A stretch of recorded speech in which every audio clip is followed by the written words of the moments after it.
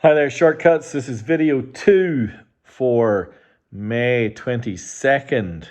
This is the salsa, dub, soul, and blues and jazz list. That's indeed what it is. The price list will go out at 9 p.m. sharp Sydney time on Wednesday, the 22nd. Let's get into it. It's a pretty varied list today, my friends. I'm going to start with this record, mostly because I've had this for a while, and it's grown on me so much. So Eddie Palmieri is regarded as one of the great Latin pianists, and so think Buena Vista Social Club, playfulness, Marguerite on the bar type things, except he's American. I I think he may have been a New Yorker or something. I don't know how he picked this music up, but it became his life. It became his legacy. I just noticed a pretty amazing misprint. So this is the son of Latin music, S-U-N, which is quite a nice pun. Although on the back it's Eddie Palmieri, the what is that? S-T-N-O-U-F of Latin music. Didn't quite go so well. But this is the Japanese first press. This is a much nicer sleeve than was released around the rest of the world. 1974, I think 75 this was, on the Philips label.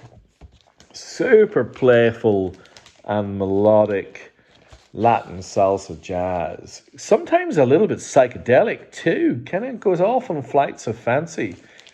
Really fun record to put on when you've got people round and you're just kind of chilling. And look at that. It's spectacular. Eddie Palmieri, the son, S-U-N, of Latin music. Highly, highly recommended, my friends. Now, the next record is one of the most expensive records I've ever had on the list. And it's not because it's audiophile, and it's not because it's some lost classic. It is because it is a series of tapes and dubs that were dug up and released and pressed on only, from what I can tell, a few hundred records. And I have one of them. And it's in pristine condition. It's the Japanese press of Message from the Yard by Lee Scratch Perry. That's the back sleeve, you can see. Corners, everything amazing. 1988, 2,300 yen. From what I understand, it was only released, I think, in the UK and Japan. Japanese copies are absolute gold dust. There's the inner. And the record is on a label I've never heard of. NEC Avenue. If it's been played more than a handful of times, that'll be about it. Now, played this earlier today. It is like having Lee Scratch Perry preach at you for 30 minutes. It's super low dub. My room was trembling with the bass. Give you an idea from the song titles. Opening track, Death to Anyone Who Fight Perry in Space. That should give you a sense of it. There are some of the tracks that actually made me laugh out loud. There's one, I Want Me a Meeky Girl, which was genuinely funny. One God in Space, the Joker.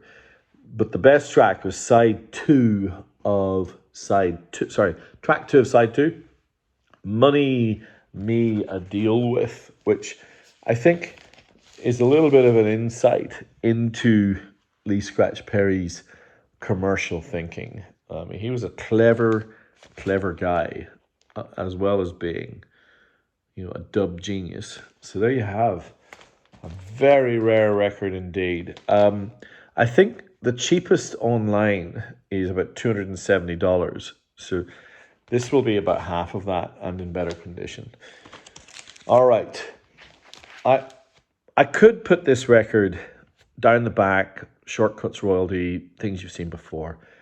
I just always bring it to the front because it is so magnificent. There's certain albums that I guess at some point you go, oh, that's become one of my favorite records. How did that happen? And this record is absolutely that for me. Curtis Mayfield's Back to the World.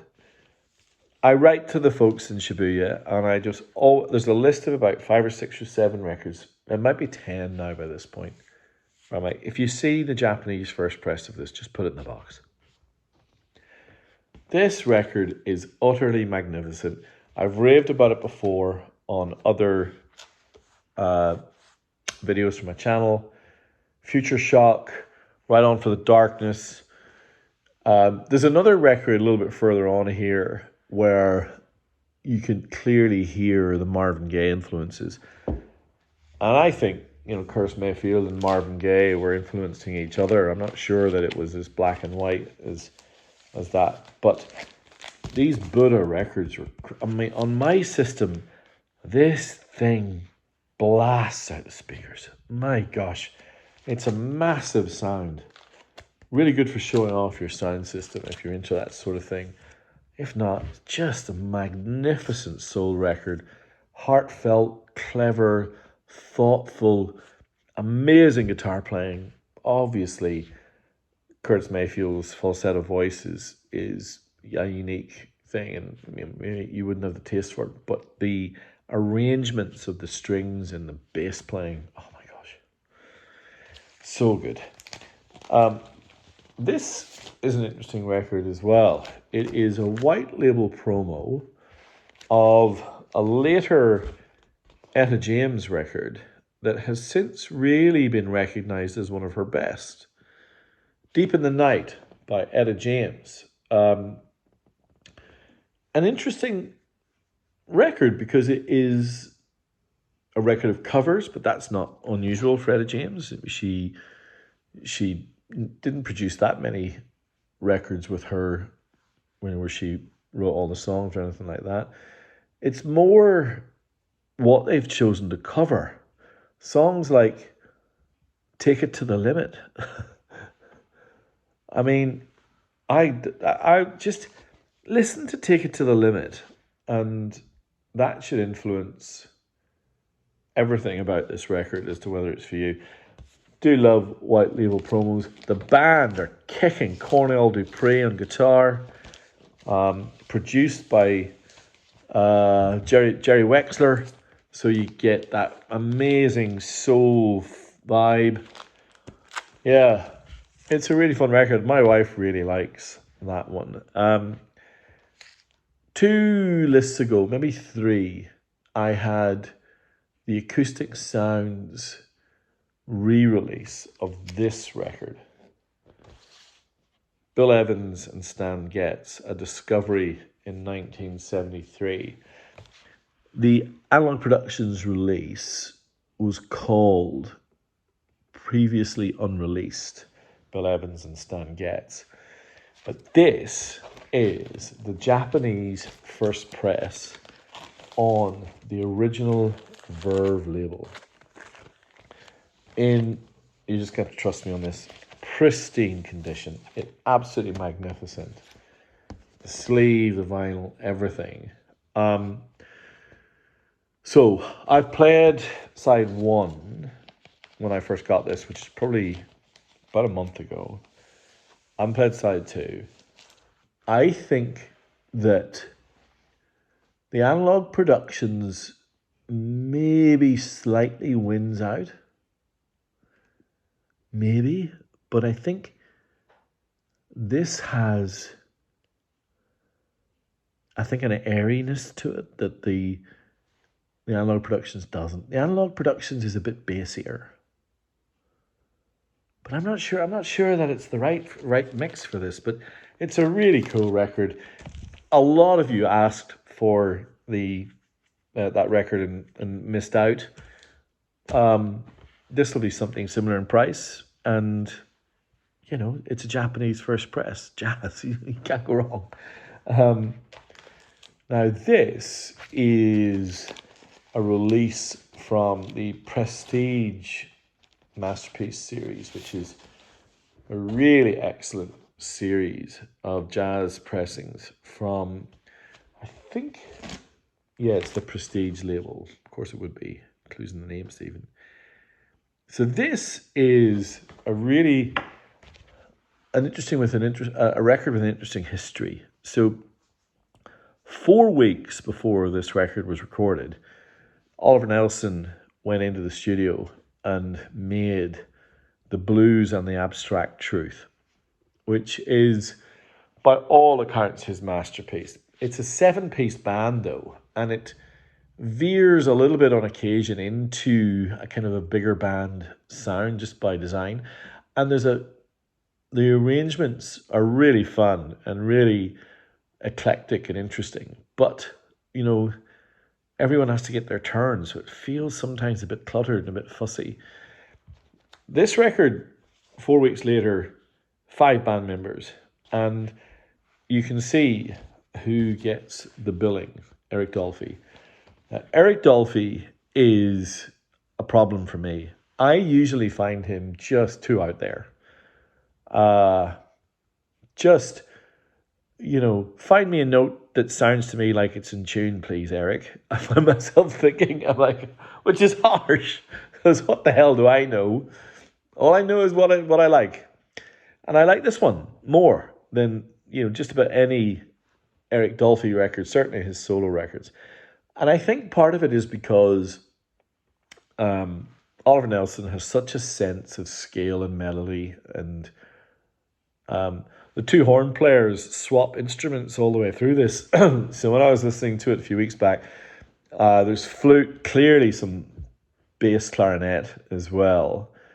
Obviously bass sax and then tenor sax. And so they do circle around each other. And you can clearly tell when it's Eric versus Oliver. That's for sure. But instead of feeling like his playing is woefully negligent, which I can feel on some of his solo records, in this place it's an interesting counterpart. You've got this melodious, kind of smooth Oliver Nelson, and then you get something that smacks you in the guts from Eric Dolphy, often in the same track. And I think the name Straight Ahead is kind of humorous because it is not straight ahead. This record goes all over the place.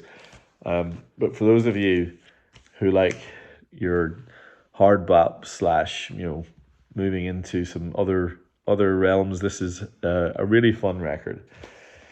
Keeping with the jazz theme, I'm going to just show you the label of this because I'm developing a bit of a obsession with this label. 3 Blind Mice, set up in Japan in 1970. Think it's not quite a fair comparison, but to give you some level set, think of 3 Blind Mice as the Japanese Blue Note. So a label that was audiophile from the start. In the original pressings of these records, you would get a chart that would show you where the musicians were and where the microphones were placed, with a description of how the sound was derived, which is pretty amazing. And the sound quality of 3 Blind Mice records is world renowned. They are as good as it gets, really. And a lot of their records are therefore very, very, very hard to get because of how expensive they are. But there are some that are more affordable. So this one is a good example. The Scandinavian Suite by Bingo Mickey, which is pretty much kind of a bigger band sound, not too dissimilar to the blues and the abstract truth from Oliver Nelson that I mentioned in a few minutes ago.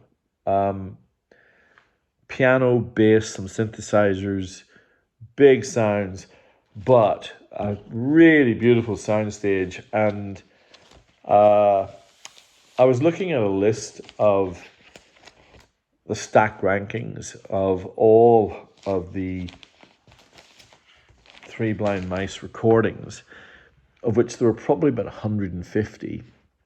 This record came in at position number 15, and all 14 above it were $150 to $500 records. This one is more like 45, maybe 50. I need to do the sums, but something like that. If it's your first Three Blind Mice, just they're man, it's a rabbit hole you'll end up diving down, just like I have. Pretty wonderful stuff. Okay, I'm gonna bring this little jazz record forward as well. So this is a Japanese first press of Billie Holiday at Monterey, 1958. Now this tape, and there's a whole description right here of the recording process for this particular concert.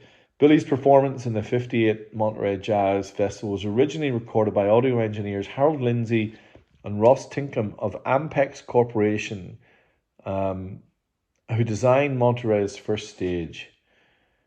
It was recorded via Altec 21D condenser microphones, and you get a bunch of technical wizardry that describes how they got to a place where this is such a good recording. The band, really fine. There's you can hear airplane noise in the background, so those microphones were doing a good job. But it's a lovely late period Billie Holiday recording with Obi. Again, I don't think that's ever been played, but it looks, there's no evidence of any use to me. All right, a few records to go. I'll go through them pretty quickly. These are getting into the realm of, in some respects, some shortcut royalty. B.B. King's Live and Well, 1969. You know it. Pink probe label. Tick, tick, tick. Always good. This is one half a live show recorded in New York City and one half in the studio. And this was the record that led up to Completely Well and Indianola, Mississippi Siege, which I think are his two highlights. There is a track on this that I'm going to call out, though. It is the final track on side 2, which was the studio side, and it is called Why I Sing the Blues, and it's about 8 minutes long. It is and was a staple in his live set pretty much since this record was released, and it's a fantastic song. Now, I mentioned earlier that there was another record where Marvin Gaye's influence really was clear, and this is the record I was talking about, Ebony Woman by Billy Paul. This is before he went on to make Me and Mrs. Jones and 360 Degrees of Billy Paul and became more famous. This is an album of covers that he did earlier than that. Mrs. Robinson, Windmills of Your Mind. His cover of Sly and the Family Stone's Everyday People is really, really fun. This is the US first press on the Monarch. I think it's Monarch label.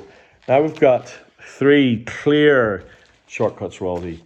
The amazing Hey Jude by Wilson Pickett with the equally stunning Duane Allman on guitar.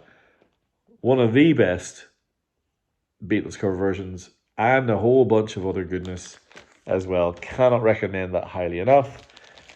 You've heard me talk about Millie Jackson's Caught Up. I think this is as good a soul record as was released in the entire 70s. Its side 1 in particular is stonking. It is amazing music. If I implore you, I know there's some of you out there who still haven't listened to this, give it a go. It's amazing. And then finally, I'm just going to say 3 words. Round about midnight. there we have it.